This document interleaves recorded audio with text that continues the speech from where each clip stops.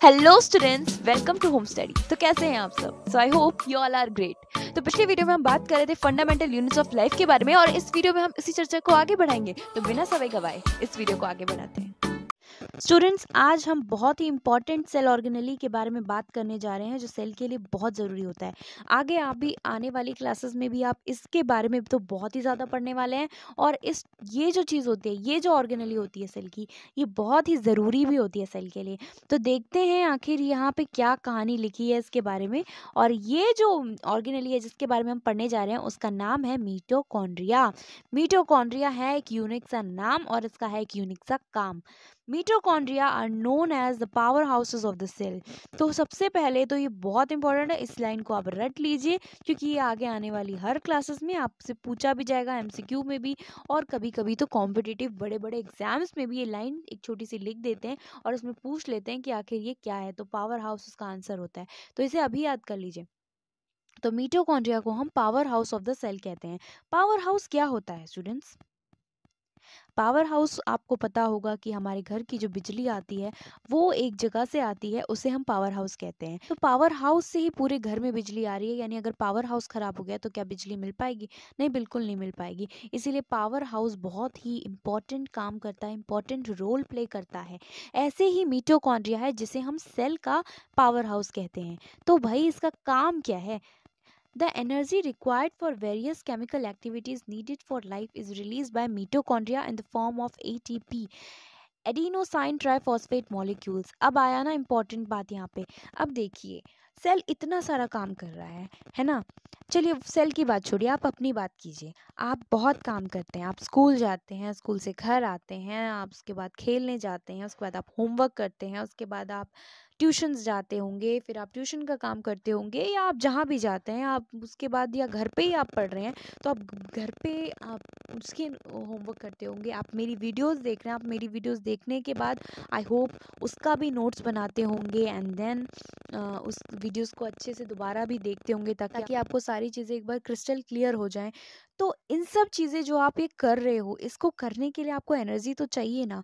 तो आपको वो एनर्जी कहाँ से मिलती है? आप बोलोगे मैम हम फूड लेते हैं, फूड से हमें काफ़ी एनर्जी मिलती है और उसी एनर्जी से हम सारा काम करते हैं। तो यस, हम फूड लेते हैं, हमें एनर्जी मिलती है और हम सारा काम कर पाते हैं। ऐसे ही हमारी जो सेल होती है उसे भी एनर्जी की ज़रूरत होती है ना। तो वो जो एनर्जी होती है वो एनर्जी का काम क्या होता है? हमारे सेल में जितना भी वर्क हो रहा है, जितनी भी केमिकल एक्टिविटीज़ हो रही हैं, वो सारी केमिकल एक्टिविटीज़ के को होने के लिए भी एनर्जी की रिक्वायरमेंट तो होती ही है ना स्टूडेंट्स। अगर एनर्जी नहीं मिलेगी तो ये सारे काम कैसे होंगे? तो इसीलिए इनको भी एनर्जी की ज़रूरत होती है। वही एनर्जी जो केमिकल सेल में हुई केमिकल एक्टिविटीज़ को होने के लिए चाहिए होती है, वो एनर्जी रिलीज करता है मिटोकॉन्ड्रिया। यानी मिटोकॉन्ड्रिया एनर्जी देता है सेल को ताकि सेल सारे केमिकल एक्टिविटीज अच्छे से कर सके इन द फॉर्म। लेकिन आपको एनर्जी भी मिलती है तो किसी फॉर्म में मिलती है स्टूडेंट्स, है ना। फॉर्म होता है एनर्जी का, वो होता है एटीपी। और एटीपी ये शॉर्ट फॉर्म है। एटीपी का फुल फॉर्म क्या होता है? Adenosine triphosphate. ये होता है एक मॉलिक्यूल जिस फॉर्म में एनर्जी प्रोड्यूस होती है और हमारे सेल को मिलती है ताकि सेल सारे केमिकल एक्टिविटीज कर पाए। तो कितना खास वर्क है ना ये। ATP is known as energy currency of the cell. देखिए, एनर्जी करेंसी कहते हैं सेल की एटीपी को। The body uses energy food energy stored in ATP for making new chemical compounds and for mechanical work. ऐसे ही जो body होती है हमारी, या ऐसे ही जो बॉडी होती है कोई भी, वो क्या करती है? एनर्जी इस्तेमाल करती है सारे काम करने के लिए। तो वो एटीपी के फॉर्म में यूज़ करती है और उसी के भरोसे वो सारे केमिकल कंपाउंड्स जो हैं, जो न्यू केमिकल कंपाउंड्स बन रहे हैं और जितना भी मैकेनिकल वर्क हो रहा है वो सारा उसी एनर्जी से हो रहा है। That is ATP, adenosine triphosphate. Right, समझ में आ गया students? Mitochondria have two membrane coverings instead of just one. तो मिटोकॉन्ड्रिया में सिर्फ एक मेम्ब्रेन नहीं होता, उसमें तो डबल मेम्ब्रेन होता है।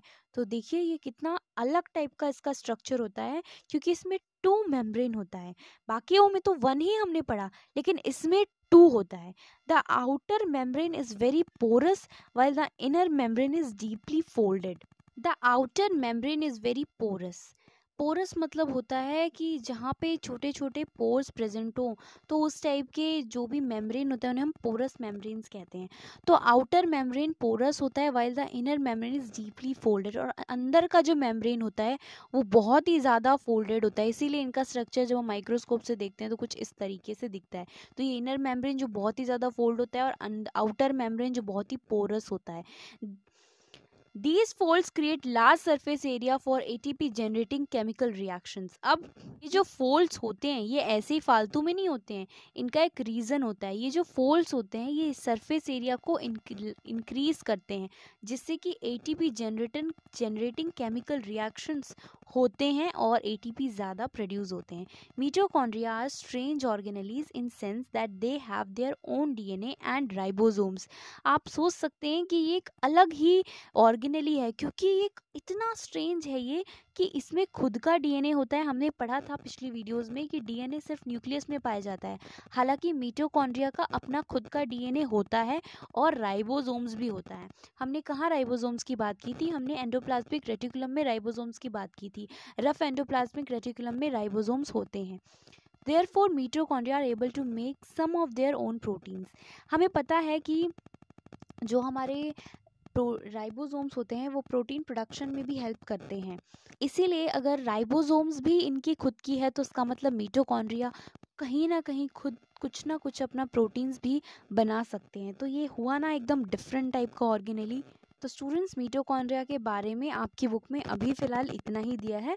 मिटोकॉन्ड्रिया वैसे तो एक बहुत ही वास्ट टॉपिक है, लेकिन अभी आपको इतना वास्ट जाने की ज़रूरत नहीं है। आपसे केवल इतनी बेसिक चीज़ें समझ लीजिए कि हमने पढ़ाई की कि वो power house of the cell होता है, क्योंकि वो एनर्जी देता है। एनर्जी वो ATP के फॉर्म में देता है, that is adenosine triphosphate molecule.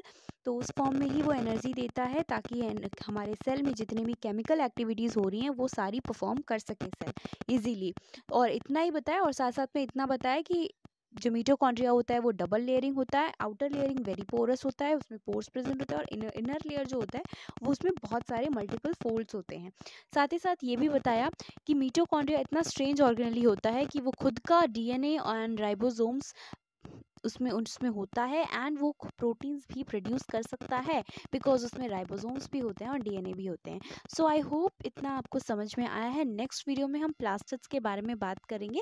उसके बाद आई थिंक एक ही और ऑर्गेनली बचा है, वो है वैक्यूल्स। तो उसके बाद हमारा ये चैप्टर पूरा हो जाएगा कंप्लीट। फिर हम आएंगे हमारे नेक्स्ट चैप्टर पे।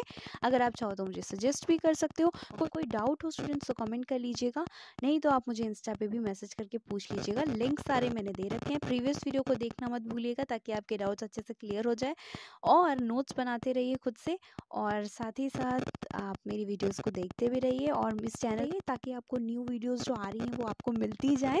एंड आई होप मैंने जो आपको पढ़ाया वो आपको बिल्कुल अच्छे से क्लियर हो रहा है, कोई और सारी चीज़ें आपको समझ में भी आ रही हैं, तो सारी चीज़ें अच्छे से समझ में आ जाए स्टूडेंट्स।